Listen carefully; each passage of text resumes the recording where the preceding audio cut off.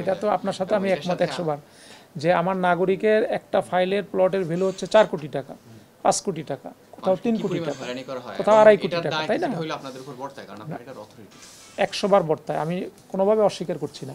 বুয়েট থেকে এটার লটারির যে রেজাল্ট এসছে সেই রেজাল্ট অনুযায়ী এখানে বরাদ্দ দিয়ে দেওয়া হয়েছে। স্যার আমি যতটুকু জানি এখানে মনে হয় লটারির এটা মানে মেনটেন করা হয়নি। করেছে, আমাদের কাছে লটারির তালিকা আমি খোঁজ করে বের করেছি, সেখানে আমি পেয়েছি। আচ্ছা, তো এর মধ্যে প্রবাসী স্যার আনুমানিক ওখানে পার্সেন্টেজ আছে, তো পার্সেন্টেজ অনুযায়ী কত আসে এটা তথ্যটা স্যার একটু এগুলো মানে সব মুখস্থ তো আসলে থাকে না না। না স্যার এটা ডকুমেন্ট 6000 প্লট যখন আমরা দিলাম 2008-এর দিকে, সেই সময় আমরা ওখানে উল্লেখ করেছিলাম বিভিন্ন ক্যাটাগরিগুলো ছিল। এটা 2001-এরটা আমি আসলে নিশ্চয়কে দেখি নাই যে ওখানে উল্লেখ কোন ক্যাটাগরিতে কত পার্সেন্ট ছিল, সেটা আমি দেখি নাই সেভাবে।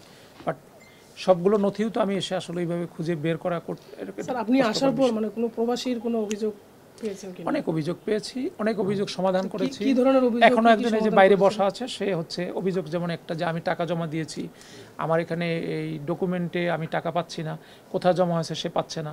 তা আমি এসে যেটা করলাম যে কোথায় কোথায় খুঁজলে পরে তার টাকা আসলে জমা হলো কিনা, অ্যাকাউন্টসে পাঠানো, ব্যাংকে পাঠানো, এগুলো করে এমন একটা পর্যায়ে এসেছি যে ওনার এই পরিমাণ টাকা অমুক জায়গায় এইভাবে জমা হয়েছে, এখন ওনার ব্যাপারে কী করণীয়।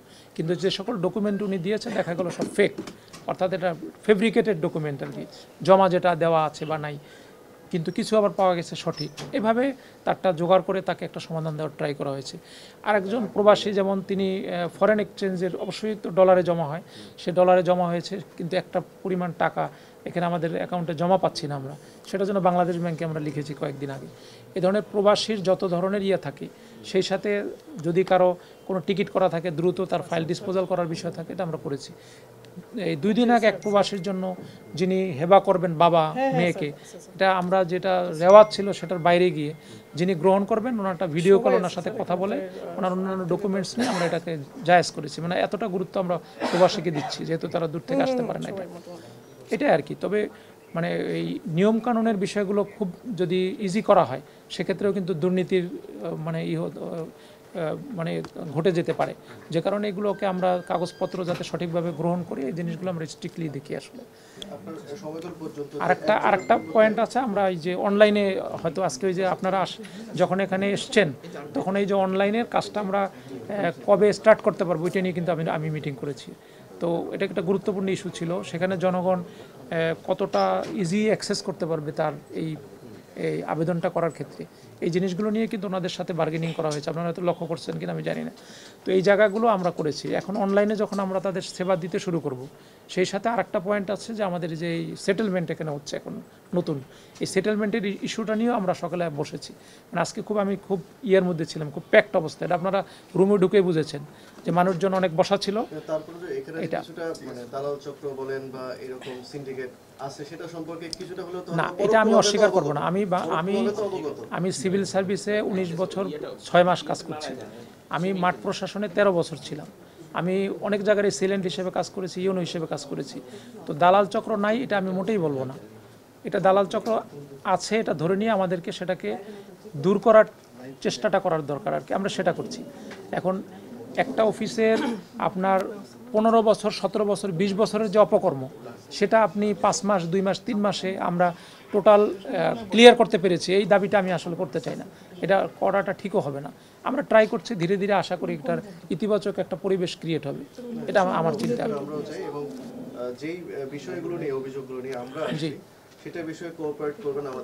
অবশ্যই কোঅপারেট করবেন। না, এটা আমাদের 1 নম্বর প্রায়োরিটি। আমি যেমন শুরুতে আপনাদের জিজ্ঞাসা করেছি যে আমি আপনাদেরটা আগে ধরবো না ওনাদেরটা করব। এটা হলো হয় কি, আমরা যেহেতু দুদক দেখেছি যে আপনাদের যে এমার্জেন্সি আরও অনেক জায়গায় প্রোগ্রাম থাকতে পারে, আমরা সেভাবে এটাকে আমরা ওইভাবেই অনার করার চেষ্টা করি আর কি অফিসার হিসেবে।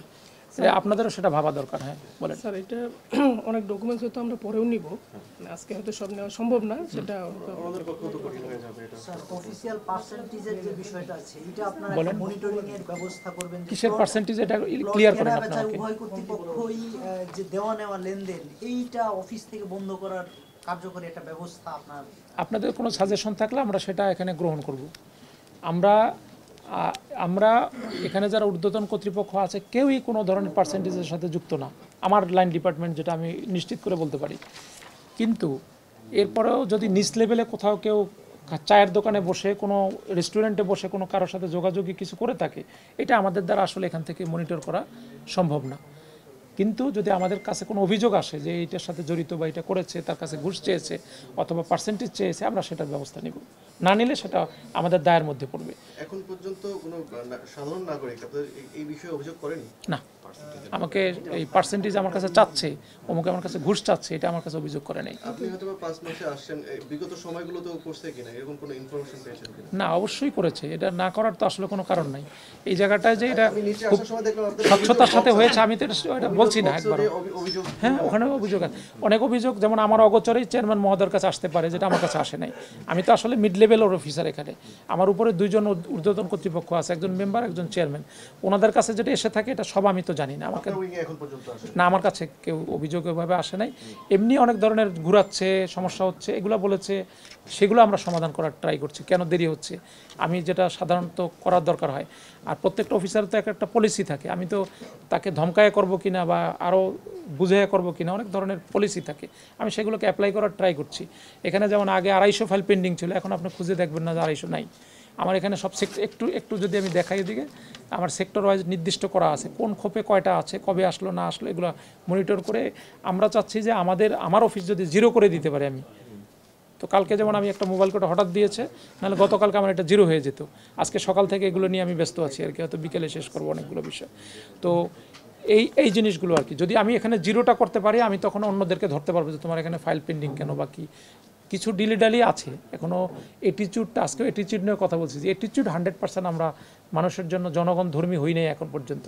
এই জায়গাগুলো নিয়ে কাজ করছি আমি। আজকে সকালেও এই ধরনের বিষয়গুলো নিয়ে আমরা 1 ঘন্টা মিটিং করেছি, যে এই পয়েন্টে আমাদের সেবা প্রয়োজন দেওয়া, সেই সাথে হচ্ছে আপনার অ্যাটিচিউডের চেঞ্জ করা দরকার মানুষের জন্য।